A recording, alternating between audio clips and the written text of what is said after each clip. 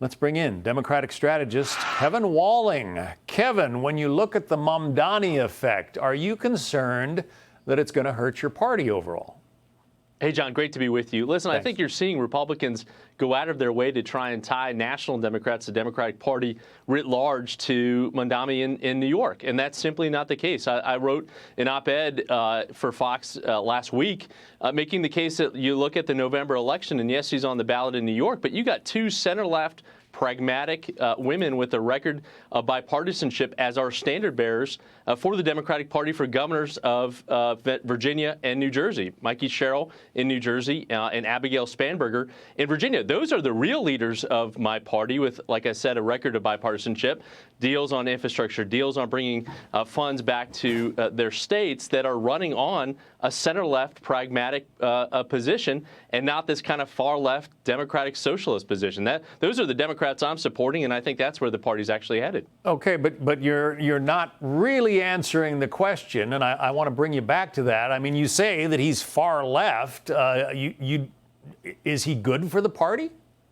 I don't think he's good for the party, honestly.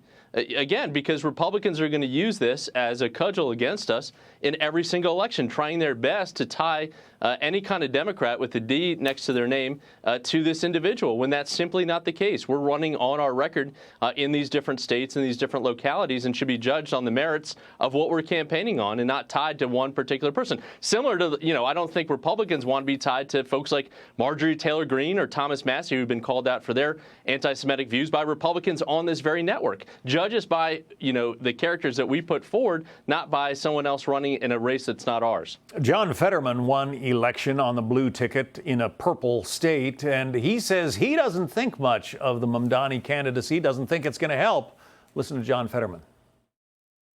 We still have our own issues with our image and some of the things that our party views ourselves. And I don't think that's helpful at this point to have that be someone that's been identified as one of the emerging faces of our party.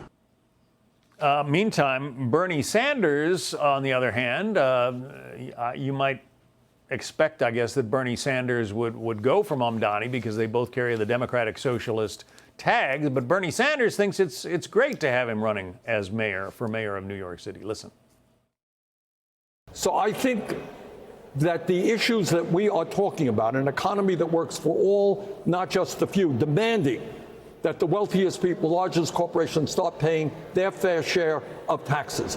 I think those are ideas that will resonate all over this country. So if he gets elected as mayor of New York City, do you have any predictions about what happens, Kevin? Well, certainly, I hope he does not win this election, speaking as someone that cares deeply about the future of not just New York City, but the Democratic Party with some of the views that he has expressed, not just in terms of, things that are anti-Semitic, but things about defunding the police. That's simply not what I believe in as a Democrat, as someone who was a surrogate for President Biden's campaign, and I don't think that's where the party should head. So that's my own particular opinion. We'll see if he is successful in November. I hope cooler heads will prevail and he'll realize as a 33-year-old that running the largest city in the country is a lot more complicated, and hopefully more moderate and moderating views will take over, especially when it comes to law and order and the policing in the city of New York.